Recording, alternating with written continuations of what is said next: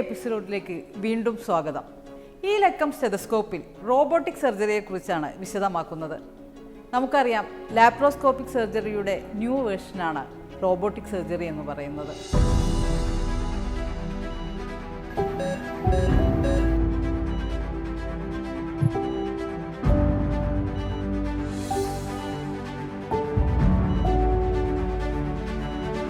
മൂത്രാശയ സംബന്ധമായ സർജറികളിൽ റോബോട്ടിക് സർജറിയുടെ സാധ്യതകൾ എന്തെല്ലാം, ഏതെല്ലാം രീതിയിൽ അത് പ്രയോജനപ്പെടുത്താം എന്നെല്ലാമാണ് വിശദീകരിക്കുന്നത്. അതിനായി എറണാകുളം രാജഗിരി ഹോസ്പിറ്റലിലെ യൂറോളജി ഡിപ്പാർട്ട്മെൻറ്റ് മേധാവി ഡോക്ടർ ബാലഗോപാലൻ നായർ സർ നമ്മോടൊപ്പമുണ്ട്. സർ, നമസ്കാരം. ഈ റോബോട്ടിക് സർജറിയുടെ സാധ്യതകളെക്കുറിച്ച് ഒരുപാട് ആളുകൾക്ക് അറിയില്ല. പ്രത്യേകിച്ചും മൂത്രാശയ സംബന്ധമായ സർജറികളിൽ അത് എത്രത്തോളം നടപ്പാക്കാൻ പറ്റും എന്നുള്ളത്. എന്താണ് ഈ റോബോട്ടിക് സർജറി? അപ്പോൾ ഈ റോബോട്ടിക് സർജറി എന്ന് പറഞ്ഞാൽ ഇന്നത്തെ കാലത്ത് ഉണ്ടാകുന്ന നൂതനമായിട്ടുള്ള നമ്മുടെ പുതിയ ഇന്നോവേഷനാണ്. നമ്മുടെ നല്ലതല്ല, ഇത് പുറത്തുനിന്ന് വന്നിരിക്കുന്നതാണ്. ഏകദേശം 20ഓളം വർഷത്തിലപ്പുറം ഉള്ള ഇതാണ്. ഇന്ത്യയിൽ ഇപ്പോൾ ഈ റോബോട്ടിക് സർജറി ഇപ്പോൾ കുതിച്ച് കയറി വരുന്നൊരു ഫീൽഡാണ്. പണ്ടെന്നല്ല ഇപ്പോഴും ഉള്ളതാണ് ലാപ്രോസ്കോപ്പി എന്ന് പറഞ്ഞാൽ. ലാപ്രോസ്കോപ്പി എന്ന് പറയുമ്പോൾ മിനിമൽ എക്സസ് സർജറിയാണ്. അതിൽ നമ്മുടെ ഈ ശിശിരദ്വാരങ്ങളിൽ കൂടെ നമ്മുടെ ശരീരത്തിൻ്റെ ഉള്ളിൽ പോയി ഇൻസ്ട്രുമെൻറ്റ്സ് ഉപയോഗിച്ച് വലിയ മുറിവില്ലാണ്ട് സർജറി ചെയ്യുന്നതാണ്. അപ്പോൾ ഈ ലാപ്രോസ്കോപ്പിക് സർജറിയുടെ തന്നെ ഒരു പുതിയ വെർഷൻ ആണ് ഈ റോബോട്ടിക് സർജറി എന്ന് പറയുന്നത്. ഇതിലും നമ്മൾ ഇതേമാതിരി ചെറിയ ശിശിരദ്വാരങ്ങളിൽ കൂടെ പോയിട്ട് നമ്മൾ ഈ ശസ്ത്രക്രിയ ചെയ്യുന്നതാണ്. അപ്പോൾ ഈ ശസ്ത്രക്രിയയിൽ ഈ റോബോട്ടിക് സർജറിയുടെ ഇതിൽ അഡ്വാൻറ്റേജ് എന്നുള്ളത് നമ്മൾ കുറച്ചും കൂടിയും പ്രിസൈസാണ് ഇത്. ആൻഡ് പല രീതിയിൽ നമുക്ക് ഈ ലാപ്രോസ്കോപ്പിക് സർജറിയിൽ ചെയ്യാൻ പറ്റാത്ത രീതിയിൽ ഓർ ഡിഫിക്കൾട്ട് അങ്ങനത്തെ കാര്യങ്ങൾ ഈ റോബോട്ടിക് സർജറി വഴി ചെയ്യുമ്പോൾ അത് കുറച്ചും കൂടി ഈസിയറാണ്. കുറച്ചും കൂടി അത് പ്രിസൈസായിട്ട് ചെയ്യാൻ പറ്റും. റിസൾട്ട്സ് കുറച്ചും കൂടി ബെറ്റർ ആയിട്ടാണ് ഇത് കാണുന്നത്. സാർ പറഞ്ഞതുപോലെ ഇപ്പം ലാപ്രോസ്കോപ്പിക് സർജറിയിനേക്കാളും കുറച്ചുകൂടെ പ്രിസൈസ് ആണെന്ന് പറയുന്നത്. അപ്പോൾ ആളുകൾക്കുള്ളൊരു സംശയം, ഇത് ഈ റോബോട്ടിക് സർജറി എന്ന് പറയുമ്പോൾ റോബോട്ടാണോ ഇത് ചെയ്യുന്നത് അല്ലെങ്കിൽ ഡോക്ടറാണോ എന്നുള്ളൊരു സാധാരണക്കാരെ സംബന്ധിച്ചിടത്തോളം ഒരു സംശയമുണ്ട്. അതെങ്ങനെയാണ്? സർജൻ തന്നെയാണ് ഇത് ചെയ്യുന്നത്. പക്ഷേ ആ സർജൻ ഈ റോബോട്ടിക് ഇൻസ്ട്രുമെൻറ്റ്സ് ഇപ്പം നമ്മൾ കാണുമ്പോൾ റോബോട്ട് നടന്നു പോകുന്നു, അതിൻ്റെ ഈ കൈയിൻ്റെ മൂവ്മെൻറ്റ്സും കാര്യങ്ങളൊക്കെ അതിനെ കൺട്രോൾ ചെയ്യുന്ന പ്രോഗ്രാമുകൾ കമ്പ്യൂട്ടർ രീതിയിലാണ്. അപ്പോൾ അത് നമ്മൾ സർജൻ തന്നെ ഇതിനെ കൺട്രോൾ ചെയ്തിട്ട് ആ ശിശിരദ്വാരങ്ങളിൽ കൂടെ ഈ ഇൻസ്ട്രുമെൻറ്റ്സ് കടത്തി ആ ഇൻസ്ട്രുമെൻറ്റ്സിനെ സർജൻ തന്നെയാണ് കൺട്രോൾ ചെയ്തിട്ട് സർജൻ തന്നെയാണ് സർജറി ചെയ്യുന്നത്. റോബോട്ടിക് എന്ന് പറയുമ്പോൾ അതിൻ്റെ ആ കമ്പ്യൂട്ടർ രീതിയിലുള്ള കാര്യങ്ങളും അത് കുറച്ചും കൂടി അതിൻ്റെ മൂവ്മെൻറ്റ്സ് നമ്മുടെ മാനുഷികമായിട്ട് മൂവ്മെൻറ്റ്സിനെക്കാട്ടിലും കുറച്ചും കൂടി ബെറ്റർ ആയിട്ടുള്ള രീതിയിൽ ചെയ്യുന്നതാണ്. ഇപ്പം സാധാരണ രീതിയിൽ മൂത്രാശയ സംബന്ധമായ അസുഖങ്ങൾ, അതിലേതൊക്കെ സർജറികളുടെ സാധ്യതകളാണ് ഇതിൽ ഉപയോഗിക്കുന്നത് ഏറ്റവും കൂടുതൽ? ഇപ്പം നമ്മൾ ഈ മൂത്രാശയ സംബന്ധിച്ചിട്ട് രോഗങ്ങളെന്ന് പറയുമ്പോൾ അതിൽ രണ്ട് രീതിയിലുണ്ട്. ഒന്ന് ക്യാൻസർ സർജറീസ്, അതിലാണ് ഇതിൻ്റെ ഏറ്റവും അധികം ഈ ഉപയോഗം വേൾഡ് ഓവർ ചെയ്യുന്നത്. പിന്നെ ഉള്ളത് റീകൺസ്ട്രക്റ്റീവ് സർജറിയാണ്. അപ്പോൾ ഈ ക്യാൻസർ സർജറീസ് എന്ന് പറയുമ്പോൾ അതിൽ മെയിൻ ആയിട്ടുള്ളത് പ്രോസ്റ്റേറ്റിൻ്റെ സർജറിയാണ്. ഈ പ്രോസ്റ്റേറ്റ് എന്ന് പറഞ്ഞിട്ടുണ്ടാവുന്ന ആണുങ്ങളുണ്ടാവുന്ന ഒരു ഗ്രന്ഥിയാണ്. സ്ത്രീകൾക്ക് യൂട്രസ് ഉണ്ടാവുന്നു, ആണുങ്ങൾക്ക് പ്രോസ്റ്റേറ്റ് ഗ്രന്ഥിയാണ്. മൂത്രസഞ്ചിയുടെ താഴെ ഇരിക്കുന്നത് നമ്മുടെ ഊരയെല്ലിൻ്റെ ആ ഭാഗത്താണ്, പെൽവിസ് എന്ന് പറയും. അതിൽ ആണ് ഈ പ്രോസ്റ്റേറ്റ് ഇരിക്കുന്നത്. അവിടെ സ്പേസ് വളരെ നാരോ സ്പേസാണ്. ആ നാരോ സ്പേസിൽ ഓപ്പറേറ്റ് ചെയ്യാൻ ഇപ്പോൾ പണ്ട് ഓപ്പൺ സർജറി ആയിരുന്നു ഉണ്ടായിരുന്നത്, പിന്നെ അത് ലാപ്രോസ്കോപ്പിക്കായി. അപ്പോൾ ആ നാരോ സ്പേസിൽ നമ്മൾ ഇത് സർജറി ചെയ്യുമ്പോൾ അതിൻ്റേതായിട്ടുള്ള കുറച്ച് റെസ്ട്രിക്ഷൻസ് ഉണ്ട്, മൂവ്മെൻറ്റ് റെസ്ട്രിക്ഷൻസ് ഉണ്ട്, ആ സ്പേസ് കൺസ്ട്രെയിൻ. അപ്പോൾ അതിൽ ഡെഫിനറ്റ്ലി ഈ റോബോട്ടിക് സർജറിയാണ് കുതിച്ച് കയറി വന്നിരിക്കുന്നത്. വേൾഡ് ഓവർ ഇപ്പോൾ പ്രോസ്റ്റേറ്റിനുള്ള ഒരു മെയിൻ സർജറി റോബോട്ടിക് സർജറിയാണ്. പിന്നെ ഉണ്ടാവുന്ന വേറെയുള്ള cancer surgeries, kidney cancer surgery. ആ കിഡ്നി ക്യാൻസർ സർജറിയിൽ നമ്മൾ ഉണ്ടാവുന്നത് പാർഷ്യൽ നെഫ്രക്ടമി എന്ന് പറയും. ഒരു കിഡ്നിയിലൊരു ചെറിയ ട്യൂമറാണ്. ആ ട്യൂമറിൻ്റെ സൈസ് ചെറിയ ട്യൂമറാണ്. നമുക്ക് ആ ട്യൂമർ മാത്രം എടുക്കുക. കിഡ്നി എടുക്കുന്നത് കുറച്ചും കൂടി എളുപ്പമുള്ളൊരു ഓപ്പറേഷനാണ്. ട്യൂമർ മാത്രം എടുത്ത്, അതായത് കിഡ്നിയെ പ്രിസർവ് ചെയ്യുന്നത് കുറച്ചും കൂടി ഒരു കോംപ്ലിക്കേറ്റഡ് സർജറിയാണ്. അതിൽ നമ്മൾ ആ കിഡ്നി ട്യൂമർ കട്ട് ചെയ്തിട്ട് അതിനെ കിഡ്നിയെ റിപ്പയർ ചെയ്യണം.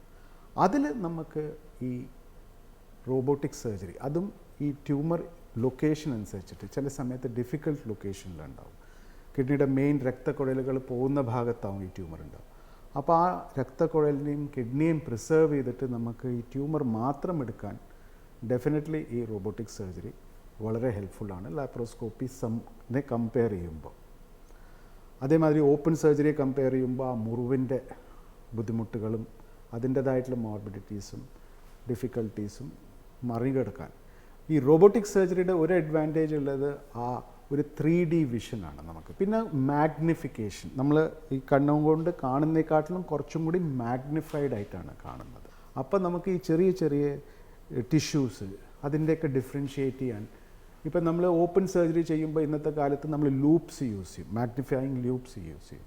അതേമാതിരിയാണ് ഈ റോബോട്ടിക് സർജറിയിൽ മാഗ്നിഫിക്കേഷനും ഈ 3D വിഷനും പിന്നെ അതിൻ്റെ ഒപ്പം ഈ റോബോട്ടിക് ആംസിൻ്റെ മൂവ്മെൻറ്റ്സിൻ്റെ കൂടി നമുക്കൊരു കുറച്ചും കൂടി പ്രിസൈസ് ബെറ്റർ രീതിയിൽ സർജറി ചെയ്യാൻ പറ്റുന്ന റിസൾട്ട്സ് കുറച്ചും കൂടി ബെറ്റർ ആയിട്ട് കിട്ടുന്നത്. ഇത് സ്ത്രീകളിലും കുട്ടികളിലും എങ്ങനെയാണ്? കുട്ടികളിലൊക്കെ റോബോട്ടിക് സർജറി? അതെ, റോബോട്ടിക് സർജറി ഇപ്പോൾ ഈ കുട്ടികളിൽ സ്ത്രീകളിൽ ഡെഫിനറ്റ്ലി ഇപ്പോൾ സ്ത്രീകളിൽ ഉണ്ടാകുന്നതെന്ന് പറയുമ്പോൾ സ്ത്രീകളിൽ ഈ ഇതേമാതിരി മൂത്രാശയം സംബന്ധിച്ചിട്ട് കാര്യങ്ങൾ, അല്ലെങ്കിൽ സ്ത്രീകൾക്ക് ഈ റീകൺസ്ട്രക്റ്റീവ് പ്രൊസീജിയേഴ്സ് ഉണ്ട്. യൂറോളജി സംബന്ധിച്ചിട്ടാണ് ഞാൻ പറയുന്നത്. സ്ത്രീകളിൽ ഇപ്പോൾ റീകൺസ്ട്രക്റ്റീവ്, ഇപ്പോൾ ഒരു യുറേറ്ററിൻ്റെ ഈ ഇഞ്ചറി ഉണ്ടാവുക, അതിൻ്റെ ഒരു ലീക്ക്, അതിൻ്റേതായിട്ടുള്ള, അല്ലെങ്കിൽ ഇപ്പോൾ ഒരു VVF എന്ന് പറയും, വെസൈക്കോജനൽ ഫിസ്റ്റുല, അങ്ങനത്തെ കുറച്ച് അതായത് നമ്മുടെ ഈ മൂത്രത്തിൻ്റെ ലീക്കിൻ്റെ കാര്യങ്ങളുള്ളതിൽ നമുക്ക്, അതായത് ഇപ്പോൾ പോസ്റ്റ് ഒരു ഹിസ്റ്ററക്ടമി, ഒരു മൂത്രസഞ്ചിയും വെജൈനയായിട്ടുള്ള ഒരു കണക്ഷൻ VVF എന്ന് പറയും, അതിൻ്റെയൊക്കെ റിപ്പയറിന് വേണ്ടിയിട്ട് ഇത് യൂസ് ചെയ്യുന്നതാണ്. പിന്നെ അതുകൂടാണ്ട് സ്ത്രീകളിൽ ഈ കിഡ്നി സംബന്ധിച്ചിട്ടുള്ള ട്യൂമേഴ്സ് അല്ലെങ്കിൽ മൂത്രസഞ്ചി സംബന്ധിച്ചിട്ടുള്ള അഡ്വാൻസ് ട്യൂമേഴ്സിനെയും നീക്കം ചെയ്യാൻ റോബോട്ടിക് സർജറി. പിന്നെ ഇപ്പം നമ്മൾ ഓങ്കോളജി, സർജിക്കൽ ഓങ്കോളജി, അവർ ഈ സ്ത്രീകളിൽ ഈ യൂട്രസും ഓവറി അതിൻ്റെയൊക്കെ ട്യൂമേഴ്സിനെ നീക്കം ചെയ്യാൻ വേണ്ടിയിട്ട് റോബോട്ടിക് സർജറി ഉപയോഗിക്കുന്നതാണ്. കുട്ടികളിലെന്ന് പറയുമ്പോൾ കുട്ടികളിൽ ഈ റീകൺസ്ട്രക്റ്റീവ് സർജറി, ഞാൻ നേരത്തെ പറഞ്ഞിരുന്നതാണ്, യൂറോളജിയിൽ ഒരു ഇതുള്ളത് റീകൺസ്ട്രക്റ്റീവ് സർജറിയാണ്. ജന്മനാലുള്ള ചില പ്രോബ്ലംസ് ഉണ്ടാവും. PUJ ഒബ്സ്ട്രക്ഷൻ എന്ന് പറയും, കിഡ്നിയിൽ നിന്ന് മൂത്രസഞ്ചിയിലേക്ക് വരുന്ന ട്യൂബിൻ്റെ ബ്ലോക്ക്, അതിനെയൊക്കെ ഈ റോബോട്ടിക് സർജറി, നമ്മൾ ലാപ്രോസ്കോപ്പി രീതിയിലാണ് ചെയ്തിരുന്നത്, ഇപ്പോൾ റോബോട്ടിക് സർജറി രീതിയിലും നമുക്കത് ചെയ്യാവുന്നതാണ്. സാർ ഇപ്പം പറഞ്ഞു മറ്റ് സർജറിയേക്കാളും പ്രിസൈസ് ആണ്, റിസൾട്ട് ബെറ്റർ ആണെന്ന് പറഞ്ഞു. അതിനും കൂടുതൽ എന്താണ് കാര്യങ്ങൾ? സാധാരണ ആളുകളെ സംബന്ധിച്ചിടത്തോളം റോബോട്ടിക് സർജറി പ്രിഫർ ചെയ്യാൻ വേറെ എന്തെല്ലാം കാരണങ്ങൾ? പക്ഷെ അതിന് പുറമേ വരുന്നൊരു കാര്യമുള്ളത്, നമ്മുടെ ഈ കുറച്ചും കൂടി പെയിൻ കുറവായിട്ടാണ് ഇതിൽ കണ്ടെത്തിയിരിക്കുന്നത്. ബിക്കോസ് ഇതിൻ്റെ മൂവ്മെൻറ്റ്സ്, നമ്മുടെ ഈ ശിശുദ്വാരങ്ങളിൽ കൂടെ നമ്മൾ കിടത്തിവിടുന്ന ഇൻസ്ട്രുമെൻസിൻ്റെ മൂവ്മെൻറ്റ്സ് ഒരു ഫൾക്രത്തിലാണ്. അപ്പോൾ അതിൽ നമ്മുടെ ഈ സ്കിന്നിൻ്റെ അല്ല ബോഡിയുടെ ലെവലിൽ ഉണ്ടാവുന്ന ട്രോമ കുറയുന്ന കാരണം പല സ്റ്റഡീസിലും കാണുന്നത് പെയിൻ മറ്റുള്ള സർജറിക്കാട്ടിലും കുറവാണ്. ഈ പെയിൻ കുറയുന്നതിൻ്റെ ഭാഗമായിട്ടും അവരുടെ റിക്കവറിയും കൂടി കുറച്ചും കൂടി ഫാസ്റ്ററാണ്. അവർക്ക് ഹോസ്പിറ്റലിൽ സമയം സ്പെൻഡ് ചെയ്യുന്നത്, ഹോസ്പിറ്റൽ ഡേയ്സ് കുറഞ്ഞു വരുന്നതായിട്ടാണ് കാണുന്നത്. ഇതാണ് മെയിൻ ഒരു കാര്യങ്ങൾ ഇതിൻ്റെ ഒപ്പം വരുന്നത്. അതുപോലെ ഇതിൻ്റെ എത്രത്തോളം കോസ്റ്റ് എഫക്റ്റീവാണ്? കോസ്റ്റ് എഫക്റ്റീവ്നെസ് എന്ന് പറയുമ്പോൾ ഡെഫിനറ്റ്ലി ഇതിപ്പോൾ നമ്മൾ ലാപ്രോസ്കോപ്പി അല്ലെങ്കിൽ ഓപ്പൺ സർജറി കമ്പയർ ചെയ്യുമ്പോൾ ഇതിൻ്റെ കോസ്റ്റ് ഡെഫിനറ്റ്ലി കുറച്ച് കൂടുതലാണ്. ഇല്ല എന്നുള്ളത് നമ്മൾ പറയില്ല. ബിക്കോസ് ഈ പറഞ്ഞ ഇൻസ്ട്രുമെൻസും ഇതിൽ ഉപയോഗിക്കുന്ന ഡിസ്പോസിബിൾസ് നമ്മൾ നോക്കുമ്പോൾ അതിനൊരു particular number of times use ചെയ്യാൻ പറ്റുന്നുള്ളൂ. അത് കഴിഞ്ഞാൽ പിന്നെ അത് ഓട്ടോമാറ്റിക്കലി അത് കട്ട് ഓഫ് ആവും. അങ്ങനെയാണ് അത് കമ്പനി ഉണ്ടാക്കിയിരിക്കുന്നത്. അപ്പോൾ ആ ഡിസ്പോസിബിൾസിൻ്റെയൊക്കെ കോസ്റ്റ് വരുമ്പോൾ മറ്റുള്ള നമ്മുടെ ലാപ്രോസ്കോപ്പി അല്ലെങ്കിൽ ഓപ്പൺ സർജറിയെക്കാട്ടിലും ഇതിൻ്റെ കോസ്റ്റ് കൂടും. പക്ഷേ ഈ കോസ്റ്റ് എഫക്റ്റീവ്നെസ് എന്ന് പറയുമ്പോൾ ഇപ്പോൾ നമ്മളിപ്പോൾ ഒരു ആൾക്ക് ഓപ്പൺ സർജറി ചെയ്തിട്ട് പുള്ളിയുടെ ഡ്യൂറേഷൻ ഔട്ട് ഓഫ് വർക്ക് അതിനെ കമ്പയർ ചെയ്യുമ്പോൾ, അതേമാതിരി ഹോസ്പിറ്റലൈസേഷൻ്റെ ഡ്യൂറേഷൻ കമ്പയർ ചെയ്യുമ്പോൾ, ഇപ്പോൾ നമ്മൾ പശ്ചിമ രാജ്യങ്ങളിലൊക്കെ ഓരോ ദിവസം ഹോസ്പിറ്റലിൽ നമ്മൾ കിടക്കുമ്പോഴേക്കും നമ്മുടെ കോസ്റ്റ് അതിൻ്റെ കൂടി വരും. അപ്പോൾ അങ്ങനെ ഒരു ഇൻഡയറക്റ്റ് രീതിയിൽ പ്രോബബ്ലി ഒരു കോസ്റ്റ് എഫക്റ്റീവ്നെസ്, ബട്ട് സ്റ്റിൽ ഓപ്പണും ലാപ്രോസ്കോപ്പിയെക്കാട്ടിലും ശകലം കൂടുതലാണ് ഇതിൻ്റെ റേറ്റ്സ്. പിന്നുള്ളത് ഇതിൻ്റെ ഇൻഷുറൻസ് കവറേജ് ആണ്. അത് ഇപ്പോൾ ഗ്രാജ്വലി, ഇതുവരെ അങ്ങനെ ഇൻഷുറൻസ് കവറേജ് അവരൊരു ക്ലോസ് ഒക്കെ വെച്ചിട്ട് ഉണ്ടായിരുന്നില്ല. But gradually insurance companies robotic സർജറിയെ അക്സെപ്റ്റ് ചെയ്തുകൊണ്ടിരിക്കുന്നുണ്ട്. അത് പിന്നെ നമ്മുടെ ഇൻഷുറൻസ് അനുസരിച്ചിട്ടിരിക്കും, നമ്മൾ ഏത് രീതിയിലത്തെ ഇൻഷുറൻസ് എടുത്തത്, അതിൻ്റെ കവറേജ് കിട്ടുമോ ഇല്ലയോ എന്നുള്ളത്. അപ്പോൾ യൂറോളജിയിൽ ഏറ്റവും കൂടുതൽ സർജറികൾ ഏതിലാണ് നടക്കുന്നത് റോബോട്ടിക് സർജറിയിൽ? ഞാൻ നേരത്തെ പറഞ്ഞ മാതിരി യൂറോളജിയിൽ കൂടുതൽ നടക്കുന്നത് ഈ പ്രോസ്റ്റേറ്റും കിഡ്നി ക്യാൻസറിൻ്റെ സർജറീസിലാണ്. പ്രോസ്റ്റേറ്റ് ക്യാൻസർ ഞാൻ നേരത്തെ പറഞ്ഞത് ആ ഒരു ലിമിറ്റഡ് സ്പേസിൽ വർക്ക് ചെയ്യാനുള്ളൊരു ബെനിഫിറ്റും അതിൻ്റെ മറ്റുള്ള സർജറീസിൽ ഉണ്ടാവുന്ന ഡിഫിക്കൽട്ടീസിനെ മറികടക്കാൻ ഈ റോബോട്ട് നമുക്ക് സഹായിക്കുന്നതാണ്. ആൻഡ് റിസൾട്ട്സ് എന്ന് പറയുമ്പോൾ ഈ പ്രോസ്റ്റേറ്റ് സർജറി കഴിഞ്ഞാൽ മൂത്രത്തിൻ്റെ കൺട്രോളിൻ്റെ ഇഷ്യൂസും പിന്നെ നമ്മുടെ ഇറക്ടൈൽ ഡിസ്ഫങ്ഷൻ്റെ സാധ്യതകളൊക്കെ കുറയ്ക്കാൻ റോബോട്ടിക് സർജറി ഹെൽപ്ഫുള്ളാണ്. കിഡ്നി ക്യാൻസറിൽ ഞാൻ ഈ പറഞ്ഞ മാതിരി പാർഷ്യൽ നെഫ്രെക്ടമി എന്ന് പറയുന്നത് കിഡ്നി അവിടെ വെച്ച് നമ്മൾ ട്യൂമർ മാത്രം എടുക്കുന്നത്. പിന്നുള്ളത് നമ്മുടെ ഈ ബ്ലാഡർ ക്യാൻസർ എന്നുള്ളതാണ്. Bladder cancer advanced bladder cancers ഉണ്ടാവും. അത് കുറച്ചും കൂടി മൂത്രസഞ്ചിയുടെ ഭിത്തിയിലേക്കോ അല്ലെങ്കിൽ മസിലിലേക്കോ സ്പ്രെഡ് ചെയ്യുന്നത്. അതിൽ നമ്മൾ ഈ മൂത്രസഞ്ചി മൊത്തം നീക്കം ചെയ്യുന്നൊരു ഓപ്പറേഷനാണ്. അത് നമ്മളൊരു വലിയൊരു മുറിവ് വയറ്റിലിട്ടിട്ട് അടിവയറ്റിലിട്ടിട്ടാണ് ചെയ്യുന്നത്.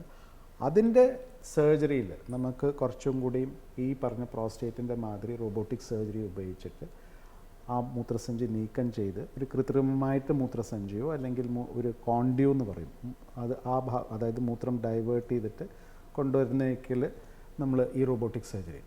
പിന്നെ ഉള്ളത് ഈ കിഡ്നി ട്രാൻസ്പ്ലാന്റിൽ, അതാണ് ഇപ്പോൾ കയറി വരുന്നൊരു ഓപ്പറേഷൻ. അതായത് ഇപ്പോൾ പശ്ചിമ രാജ്യങ്ങളിൽ നമ്മുടെ ഈ പ്രോസ്റ്റേറ്റും ഈ പറഞ്ഞ മൂത്രസഞ്ചി നീക്കം ചെയ്യുന്നതും കിഡ്നി ട്യൂമേഴ്സൊക്കെ കുറച്ച് ഒരു 10-15 വർഷത്തിലായിട്ടാണ്. ഇപ്പം അവർ ഈ റോബോട്ടിക് സർജറി ചെയ്യുന്നത് ഈ കിഡ്നി ട്രാൻസ്പ്ലാന്റിലായിട്ടുള്ളതാണ്. അതായത് കിഡ്നി ട്രാൻസ്പ്ലാന്റേഷൻ എന്ന് പറയുമ്പോൾ ഈ കിഡ്നി നമ്മൾ ഓപ്പൺ ആയിട്ട് ചെയ്യുന്ന കിഡ്നി ഇവിടെ ഈ ഭാഗത്ത് വെച്ചിട്ട് അത് റോബോട്ടിക് സർജറി രീതിയിൽ ആ രക്തക്കുഴലുകൾ പിന്നെ രക്തക്കുഴലിന് നമ്മുടെ ശരീരത്തിൻ്റെ രക്തക്കുഴലായിട്ട് പിടിപ്പിക്കുന്ന ഒക്കെ റോബോട്ടിക് സർജറി ആയിട്ട് നമ്മളത് ഓപ്പൺ ആയിട്ട് തന്നെയാണ് ചെയ്യുന്നത്. അതിന് ഒരു ചെറിയൊരു മുറിവിട്ടിട്ട് അതിൽ കിഡ്നി ഉള്ളിലേക്ക് വെക്കും. എന്നിട്ട് ആ മുറിവ് ക്ലോസ് ചെയ്തിട്ട് എന്നിട്ട് അത് മുറിവിൻ്റെ സൈസ് കുറയ്ക്കും. എന്നിട്ട് ഇതുമാതിരി നമ്മളതിന് കിഡ്നി രക്തക്കുഴലൊക്കെ നമ്മുടെ ശരീരത്തിൻ്റെ രക്തക്കുഴലായിട്ട് പിടിപ്പിക്കുന്നതാണ്. റോബോട്ടിക് സർജറിയുടെ ഒരു തിയേറ്റർ സ്പേസിലാണ് നമ്മളിപ്പോൾ നിൽക്കുന്നത്. ഇപ്പോൾ സാറ് പറഞ്ഞതുപോലെ ഒരുപാട് മെഷീൻസ് നമ്മുടെ പുറകിലുണ്ട്. അത് എങ്ങനെയാണ് എന്നുള്ളത്, ഏതൊക്കെ മെഷീൻസാണ് എങ്ങനെയാണ് എന്നുള്ളത് സാറ് വിശദമാക്കും, നമുക്ക് നോക്കാം. ഇതൊരു മാസ്റ്റർ സ്ലേവ് കൺസെപ്റ്റാണ്. മാസ്റ്റർ സ്ലേവ് എന്ന് പറയുമ്പോൾ മാസ്റ്റർ സർജനാണ്, സ്ലേവ് ഈ റോബോട്ടിനും. അതാണ് അതിൻ്റെ ബേസിക് ഇല്ല. അപ്പോൾ ഈ സർജൻ ഇരിക്കുന്ന ഒരു ഇതാണ്, ഇത് സർജൻസ് കൺസോളാണ്. ഈ കൺസോളിൽ ആണ് സർജൻ ഇരുന്നിട്ട് നമ്മുടെ ഈ റോബോട്ടിക് ഇൻസ്ട്രുമെൻസിനെ ഡയറക്റ്റ് ചെയ്യുന്നതും സർജറി ചെയ്യുന്നതും ഇവിടുന്ന് കൺട്രോൾ ചെയ്തിട്ടാണ് അത് ചെയ്യുന്നത്. അപ്പോൾ ഇതിൽ കുറേ ഇൻസ്ട്രുമെൻസിൻ്റെ കുറേ ഭാഗമുണ്ട്. ഈ ഭാഗത്ത് കൂടെയാണ് സർജൻ ഉള്ളിൽ നോക്കുന്നത്. ഇവിടെ നമുക്ക് 3D വിഷനാണ് ഇത് കൂടെ കാണുന്നത്. ഇവിടെ ഒരു ടച്ച് പാഡ് സ്ക്രീൻ ഉണ്ട്. അതുവഴി നമ്മൾ ഉപയോഗിക്കുന്ന ഇൻസ്ട്രുമെൻസിനും അതിൻ്റേതായിട്ടുള്ള കൺട്രോൾ നമുക്ക് ചെയ്യാൻ പറ്റുന്നത്. പിന്നെ ഈ ഹാൻഡ് ഇൻസ്ട്രുമെൻറ്റ്സ്, ഇതാണ് നമ്മുടെ ഹാൻഡ് ഇൻസ്ട്രുമെൻറ്റ്സ്. അപ്പോൾ ഈ ഹാൻഡ് ഇൻസ്ട്രുമെൻറ്റ്സ് വഴിയാണ് നമ്മൾ ഇതിന് ഉള്ളിലുള്ള ഇൻസ്ട്രുമെൻറ്റ്സിനെ കൺട്രോൾ ചെയ്യുന്നത്. താഴെയുള്ളതാണ് ഫുട്ട് പെഡൽസ്. ഈ ഫുട്ട് പെഡൽസിൽ നമ്മൾ ക്യാമറ കൺട്രോൾ ചെയ്യുന്നു. അതേമാതിരി നമ്മൾ ഉപയോഗിക്കുന്ന ഇൻസ്ട്രുമെൻസിനെയും കൺട്രോൾ ചെയ്യുന്നു.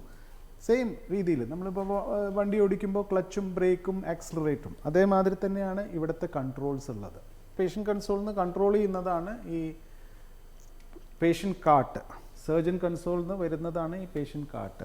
അപ്പോൾ ഈ പേഷ്യൻ്റ് കാർട്ടിലാണ് നമുക്ക് ഉണ്ടാവുന്ന ഈ ആംസ്, ഈ റോബോട്ടിക് ആംസ് എന്ന് പറയുമ്പോൾ ഇങ്ങനെ 4 ആംസ് ആണ് ഉണ്ടാവുന്നത്. ഈ 4 ആംസിൽ ഒരു ആമിൽ നമ്മൾ ക്യാമറ വയ്ക്കുന്നു. ഇതിൽ ഓരോ ഇൻസ്ട്രുമെൻറ്റ്സ് നമ്മൾ വയ്ക്കും. എന്നിട്ട് ഈ ഇൻസ്ട്രുമെൻറ്റ്സ് നമ്മൾ ഈ ശരീരത്തിൽ ഉണ്ടാകുന്ന ചെറിയ ശിശിരദ്വാരങ്ങൾ കൂടെ, ഇത് 8 മില്ലിമീറ്ററിൻ്റെ സൈസാണ് ഇതിൻ്റെ ഈ പോർട്ട് എന്ന് പറയുമ്പോൾ, അത് കൂടെ ഇത് ഉള്ളിൽ കടത്തി വിടുന്നത്. എന്നിട്ട് ആ ഉള്ളിൽ ഇരുന്നിട്ട് നമ്മൾ ആ ഇൻസ്ട്രുമെൻസിനെ പുറത്തുനിന്ന് കൺട്രോൾ ചെയ്യുന്നതാണ് ഈ സർജൻ കൺസോളിൽ. അപ്പോൾ ഈ ഇൻസ്ട്രുമെൻറ്റ്സ് നമ്മൾ ഈ പറയുന്ന മാതിരി 8 മില്ലിമീറ്റർ കൂടെ കിടത്തി വിടുന്നതിൽ ഒരെണ്ണം ക്യാമറയാണ്. പിന്നെ 3 വേറെ വർക്കിംഗ് ആംസ് ആണ് ഉണ്ടാവുന്നത്. ഇത് കൂടാണ്ട് 1-2 അസിസ്റ്റൻറ്റ് ആംസും കൂടി ഉണ്ടാവും. അത് നമ്മുടെ അസിസ്റ്റൻ്റായിട്ട് നമുക്ക് ചില സാധനങ്ങൾ ഉള്ളിൽ, ഇപ്പോൾ ഒരു സ്റ്റിച്ച് ഉള്ളിലേക്ക് കൊടുക്കണമെന്നുണ്ടെങ്കിൽ അത് കയറ്റി വിടാൻ, അല്ലെങ്കിൽ കുറച്ച് എന്തെങ്കിലും നീര് വരുന്നുണ്ടെങ്കിൽ അതിന് റിമൂവ് ചെയ്യാൻ വേണ്ടിയിട്ടൊക്കെ, ഈ എന്തെങ്കിലും ഒരു ചെറിയൊരു ബ്ലഡ് വരികയാണെന്നുണ്ടെങ്കിൽ, ബ്ലീഡിങ് എന്തെങ്കിലും ഉണ്ടെന്നുണ്ടെങ്കിൽ അതിനെ നമുക്ക് സക്ക് ചെയ്തിട്ട് റിമൂവ് ചെയ്യാൻ വേണ്ടിയിട്ട് ഉപയോഗിക്കുന്നതാണ് അസിസ്റ്റൻറ്റ് പോർട്സ്. അപ്പോൾ ഇതാണ് നമ്മുടെ പേഷ്യൻ്റ് കാർട്ട് എന്ന് പറയുമ്പോൾ. പേഷ്യൻറ്റിൻ്റെ സൈഡിൽ, ഇതിന് പേഷ്യൻ്റെ സൈഡിൽ കൊണ്ടുവന്ന് വെച്ച് ഈ ആംസ് നമ്മൾ പേഷ്യൻ്റെ അതിൻ്റെ ത്രൂ നമ്മുടെ ഇൻസ്ട്രുമെൻറ്റ്സ് കയറ്റി വിടുന്നത്. നമ്മൾ നേരത്തെ പറഞ്ഞ കൺസോളിൽ ഇരുന്നിട്ട് നമ്മളത് കൺട്രോൾ ചെയ്യുന്നത്. സർജൻസ് കൺസോളിൽ ഇരുന്നിട്ട് സർജൻ ഈ പേഷ്യൻ്റ് കാർട്ടിലെ ഇൻസ്ട്രുമെൻറ്റ്സ് കൺട്രോൾ ചെയ്യാണ് ചെയ്യുന്നത്. ഇത് ഇങ്ങനെ കൺട്രോൾ ചെയ്യുന്ന സമയത്ത് അസിസ്റ്റ് ചെയ്യുന്നത് എങ്ങനെയായിരിക്കും? ഇതിൽ അവർക്ക് കാണാനും അസിസ്റ്റ് ചെയ്യുന്നത് അവർ ബെഡ് സൈഡ് തന്നെ അസിസ്റ്റൻസ് ഉണ്ടാവും, നേഴ്സും ഉണ്ടാവും, അസിസ്റ്റൻറ്റ് സർജൻസും ഉണ്ടാവും. അവർ നമ്മുടെ ഈ ഇൻസ്ട്രുമെൻ്റ് മാറ്റാൻ വേണ്ടിയിട്ട്, ഇപ്പോൾ ഒരു ഇൻസ്ട്രുമെൻ്റ് എടുക്കുക അല്ലെങ്കിൽ ക്യാമറയിൽ എന്തെങ്കിലും ഒന്ന് ക്ലീൻ ചെയ്യണമെന്നുണ്ടെങ്കിൽ ആ അസിസ്റ്റൻസ് ആണ് അത്. അവർ സൈഡിൽ ഇരിക്കുന്നുണ്ടാവും, അല്ലെങ്കിൽ നിന്നിട്ട് അവർ അതിനെ ഞാൻ നേരത്തെ പറഞ്ഞ മാതിരി എന്തെങ്കിലും നമ്മുടെ ഒരു സ്റ്റിച്ച് എന്തെങ്കിലും ഉള്ളിലേക്ക് കൊടുക്കണം എന്നുണ്ടെങ്കിൽ അവർ ആ സൈഡിൽ ഇരുന്നിട്ട് അതാ ചെയ്യുക. പിന്നെ അവർക്ക് കാണാൻ വേണ്ടിയിട്ട് ആണ് വരുന്നത്.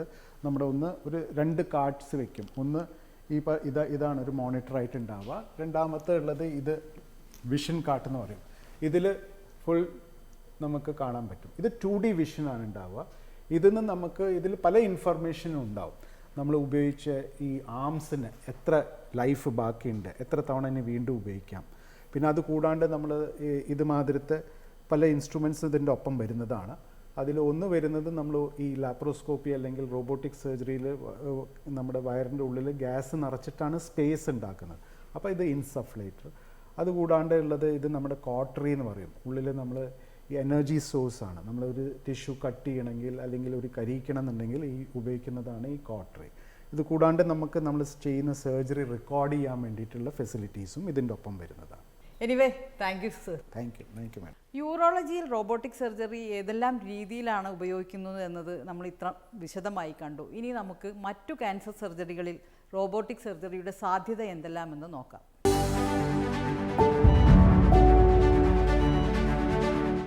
ക്യാൻസർ സംബന്ധമായ സർജറികളിൽ റോബോട്ടിക് സർജറിയുടെ സാധ്യതകളെക്കുറിച്ച് പറയാൻ senior surgical oncologist doctor Subi നമ്മോടൊപ്പമുണ്ട്. നമസ്കാരം സർ. നമസ്കാരം.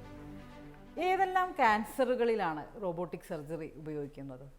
മെയിനായിട്ട് നമുക്ക് വയറിൻ്റെ ഉള്ളിലും നെഞ്ചിൻ്റെ ഉള്ളിലുണ്ടാകുന്ന ക്യാൻസർ ഏറ്റവും കൂടുതൽ നമ്മൾ ഉപയോഗിക്കുന്നത് പറയുന്നത് വൻകുടലിൻ്റെ, പിന്നെ മലാശയം അല്ലെങ്കിൽ റെക്റ്റം, പിന്നെ യൂട്രൈൻ ക്യാൻസേഴ്സ്, പിന്നെ ആമാശയത്തിൻ്റെ ക്യാൻസറുകൾ, ലിവർ ക്യാൻസറുകൾ, അതൊക്കെ ചെയ്യാം.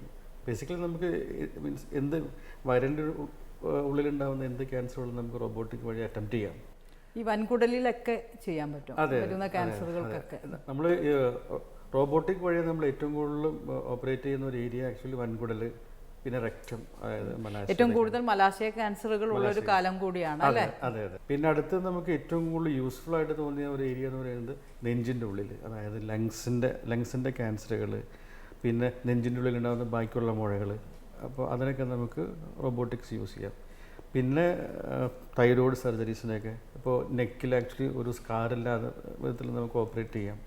അപ്പോൾ റോബോട്ടിക്സിൻ്റെ സാധ്യത ആക്ച്വലി കുറച്ച് അധികമാണ്. ആക്ച്വലി എനിക്ക് തോന്നുന്നത് സ്ത്രീകളിലും ഇപ്പോൾ യൂട്രൈൻ ക്യാൻസർ ഒരുപാടുള്ള ഒരു സമയമാണ് അല്ലേ? അതെ. നമുക്ക് യൂട്രൈൻ ക്യാൻസറിനും ഇപ്പോൾ ആക്ച്വലി നമ്മൾ കീ ഹോൾ വഴിയാണ് നമ്മൾ ഓപ്പറേറ്റ് ചെയ്യുക.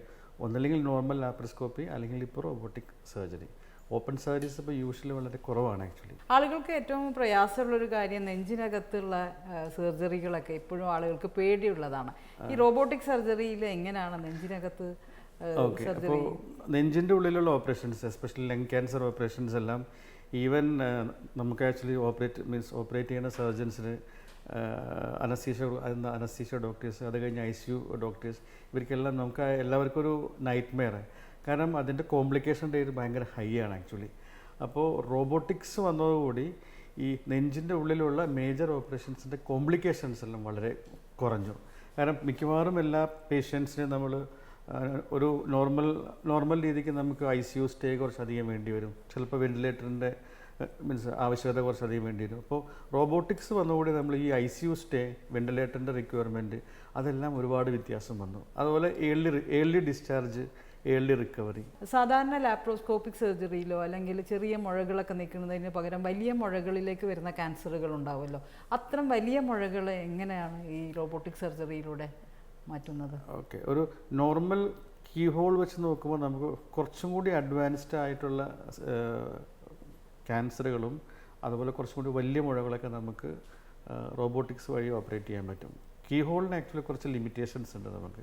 പക്ഷേ റോബോട്ടിക്സിൽ ഇതെല്ലാം നമുക്ക് കുറച്ചും കൂടി നമുക്ക് ഒരു എന്താ പറയുക നന്നായി ഓപ്പറേറ്റ് ചെയ്യാൻ പറ്റും. ഇപ്പോൾ സാധാരണ രീതിയിൽ ഇപ്പോൾ വയറിനകത്ത്, വൻകുടലിനകത്ത് ഉണ്ടാവുന്ന ക്യാൻസറിലും നെഞ്ചിനകത്തൊക്കെ ഉണ്ടാവുമ്പം കോംപ്ലിക്കേഷൻസ് ഉണ്ടാവും എന്ന് പറയും. മറ്റ് സർജറികളിലും ആ കോംപ്ലിക്കേഷൻസിനുള്ള സാധ്യതകൾ, ഇപ്പോൾ സ്റ്റിച്ചിങ് ആണെങ്കിലും അങ്ങനെ മൈന്യൂട്ടായിട്ടുള്ള കാര്യങ്ങളിലേക്കൊക്കെ അത് ആ രീതിയിൽ കമ്പയർ ചെയ്യുമ്പോൾ എങ്ങനെയാണ് റോബോട്ടിക് സർജറിയുടെ ഒരു അഡ്വാൻറ്റേജ് വരുന്നത്?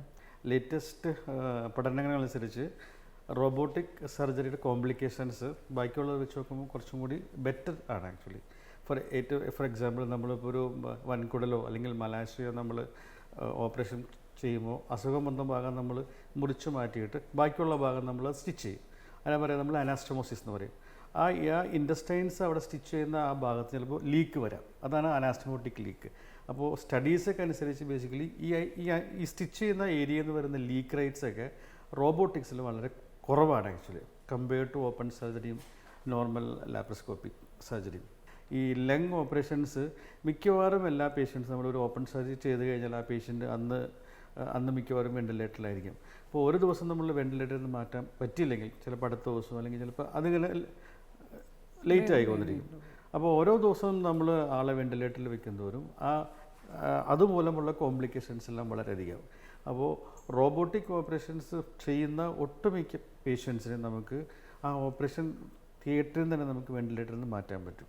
മിക്കവാറും പേഷ്യൻസിനെ ഒരു ദിവസമൊക്കെ ICUയിൽ വെക്കേണ്ട, ഏറി വന്ന 1-2 ദിവസം. പിന്നെ ഈ ഉള്ള പേഷ്യൻസ് എല്ലാം ജനറലി നമുക്ക് നേരത്തെ തന്നെ ഹോസ്പിറ്റലിൽ നിന്ന് നമുക്ക് ഡിസ്ചാർജ് ചെയ്യാൻ പറ്റും. അപ്പോൾ ഈ നെഞ്ചിൻ്റെ ഉള്ളിലുള്ള ഓപ്പറേഷൻസിന് ആക്ച്വലി ഇതൊരു എന്താ പറയുക ഒരു വലിയ വരദാനമാണ് ആക്ച്വലി റോബോട്ടിക് ഓപ്പറേഷൻസ്. അതുപോലെ തന്നെ കേരളത്തിൽ ഇപ്പോൾ ഏറ്റവും കൂടുതൽ കാണുന്ന ഒന്നാണ് തൈറോയിഡ് മുഴകൾ. അത് റോബോട്ടിക് സർജറി വഴി നീക്കം ചെയ്യാൻ സാധിക്കുമോ? തൈറോയിഡിൻ്റെ അസുഖങ്ങൾ യൂഷ്വലി യങ് ആൾക്കാരിലാണ്, അതായത് ചെറുപ്പക്കാരിലാണ് ഏറ്റവും കൂടുതൽ ഉണ്ടാകുന്നത്. അപ്പോൾ അവർക്ക് ഒബ്വിയസ്ലി ഒരു നെക്കിലൊരു പാട് വരണമെന്നെല്ലാം ഒബ്വിയസ് ആയിട്ട് അത് എല്ലാവർക്കും കാണും. അപ്പോൾ റോബോട്ടിക്സിൻ്റെ കേസിൽ നമ്മൾ നോർമൽ കീ ഹോളിനേക്കാളും കുറച്ചും കൂടി വലിയ മുഴകളെല്ലാം നമുക്ക് നീക്കം ചെയ്യാൻ പറ്റും. ഒരുപാട് വലിയ മുഴകളോ അല്ലെങ്കിൽ നെഞ്ചിൻ്റെ ഉള്ളിലേക്ക് ഇറങ്ങിയിരിക്കുന്ന മുഴകളോ അതൊക്കെ ബുദ്ധിമുട്ടായിരിക്കുമെങ്കിലും നോർമൽ കീ ഹോളിനെ സംബന്ധിച്ച് നമുക്ക് കുറച്ചും കൂടി വലിയ മുഴകളും അല്ലെങ്കിൽ ഇപ്പോൾ നമുക്കിപ്പോൾ അന്നനാളം അല്ലെങ്കിൽ നമുക്കിപ്പോൾ മീൻസ് ശ്വാസം വലിക്കുന്ന ട്യൂബ് അവിടെയെല്ലാം ഒട്ടിയിരിക്കുന്ന മുഴകളും വരെ നമുക്ക് നീക്കം ചെയ്യാം. അപ്പോൾ ഇതിൻ്റെ ഒരു അഡ്വാൻറ്റേജ് എന്ന് പറയുന്നത് നമുക്ക് ഈ വലിയ മുഴകൾ നീക്കം ചെയ്തതിൻ്റെ ഒപ്പം തന്നെ നെക്കിലൊരു പാടുണ്ടാവില്ല ആക്ച്വലി. അപ്പോൾ യങ് ആൾക്കാർക്ക് അത് വളരെ ഒരു അഡ്വാൻറ്റേജ് ആണ് ആക്ച്വലി. മറ്റ് സർജറികളെ അപേക്ഷിച്ച് ഇതിൻ്റെ ബ്ലീഡിങ് എങ്ങനെയായിരിക്കും? പൊതുവെ ഈ റോബോട്ടിക് സർജറികളിലെ ബ്ലീഡിങ് മിക്കവാറും എല്ലാവരും ഇപ്പോൾ ഓപ്പൺ സർജറി എന്തായാലും കുറച്ചും കൂടി ബ്ലഡ് ലോസ് ആയിരിക്കും. നോർമൽ കീഹോൾ അതിനേക്കാൾ കുറച്ചും കൂടി കുറവായിരിക്കും. ഇത് രണ്ടിനെയും കമ്പയർ ചെയ്ത് വെച്ച് നോക്കുമ്പോൾ റോബോട്ടിക് ബെറ്ററാണ്, കുറച്ചുകൂടി ബെറ്ററാണ്. ഇതിന് ഏതെങ്കിലും തരത്തിലൊരു ലിമിറ്റേഷൻസ് ഉണ്ടോ? ഓക്കെ, ഇതിൻ്റെ മെയിൻ ലിമിറ്റേഷൻസ് എന്ന് പറയുന്നത് ഒരു എക്സ്പെൻസീവ് ആയിട്ടുള്ള ഇൻസ്ട്രുമെൻ്റ് ആണ്. പിന്നെ ഇത് എല്ലാ ഹോസ്പിറ്റൽസിലും അവൈലബിൾ അല്ല. ഈ എക്സ്പെൻസീവ് എന്ന് പറയുന്നത് നമ്മൾ ആ ഓപ്പറേഷൻ്റെ സമയത്ത് ഇതിനെല്ലാം നമ്മൾ മെജോറിറ്റി കേസസിന് ഉപയോഗിക്കുന്നത് ആക്ച്വലി ഡിസ്പോസിബിൾ, അതായത് ഒറ്റ പ്രാവശ്യം ഉപയോഗിക്കാൻ പറ്റാവുന്ന ഇൻസ്ട്രുമെൻറ്റ്സ് ആണ്. അതുകൊണ്ടാണ് എക്സ്പെൻസീവ് വരുന്നത്. പക്ഷേ ആ ഓപ്പറേഷൻ്റെ സമയത്തുള്ള എക്സ്പെൻസീവ് ആണെങ്കിലും ഓവറോൾ വെച്ച് നോക്കുമ്പോൾ ഒരു വലിയ വ്യത്യാസം വരുന്നില്ല. കാരണം നമുക്ക് ഈ റോബോട്ടിക് ഓപ്പറേഷൻസിൻ്റെ കോംപ്ലിക്കേഷൻസ് കുറച്ച് മീൻസ് ബാക്കിയുള്ള ഓപ്പറേഷൻ വെച്ച് നോക്കുമ്പോൾ ലെസ് ആണ് ആക്ച്വലി. അപ്പോൾ നമുക്ക് ഒന്ന് നേരത്തെ ഡിസ്ചാർജ് ആക്കാം, ഹോസ്പിറ്റൽ സ്റ്റേ കുറവായിരിക്കും. അപ്പോൾ അവിടെ നമുക്ക് കുറച്ച് മീൻസ് മേക്കപ്പ് ചെയ്യാം. പിന്നെ റിക്കവറി ഭയങ്കര മീൻസ് നേരത്തെ ആയിരിക്കാം. നേരത്തെ നമുക്ക് അതായത് നമുക്ക് മീൻസ് എന്ത് ജോലിയിലേക്കാണ് നേരത്തെ തന്നെ നമുക്ക് ജോലി സ്റ്റാർട്ട് ചെയ്യാം. അപ്പോൾ അങ്ങനെ വെച്ച് നോക്കുമ്പോൾ early recovery, early return to work, അപ്പോൾ ഒരു വലിയ ഡിഫറൻസ് വരുന്നില്ല. നമുക്ക് ഇവിടെ ആക്ച്വലി ഉള്ളത് ഡാവിഞ്ചി XI എന്ന് പറഞ്ഞ ലേറ്റസ്റ്റ് ആയിട്ടുള്ള റോബോട്ടിക് സിസ്റ്റമാണ് ആക്ച്വലി. ഇതും എക്സ്പെൻസീവാണ്. വളരെയധികം നന്ദി സർ. ഇപ്പോൾ സാധാരണ പ്രേക്ഷകരെ സംബന്ധിച്ചിടത്തോളം വളരെയധികം ഇൻഫോർമേറ്റീവ് ആയിരിക്കും. സാധാരണ സർജറികളിൽ സർജിക്കൽ സർജറി പറയുമ്പോൾ open surgery, keyhole surgery എല്ലാം ഉണ്ട്. അതിൽ നിന്ന് ഒരുപാട് അഡ്വാൻറ്റേജ് ഈ റോബോട്ടിക് സർജറിക്ക് ഉണ്ട് എന്നുള്ളത് ഈ എപ്പിസോഡിൽ നിന്ന് പ്രേക്ഷകർക്ക് മനസ്സിലായി കാണുമെന്ന് വിചാരിക്കുന്നു. പുതിയ എപ്പിസോഡുമായി വീണ്ടും കാണാം. നന്ദി, നമസ്കാരം.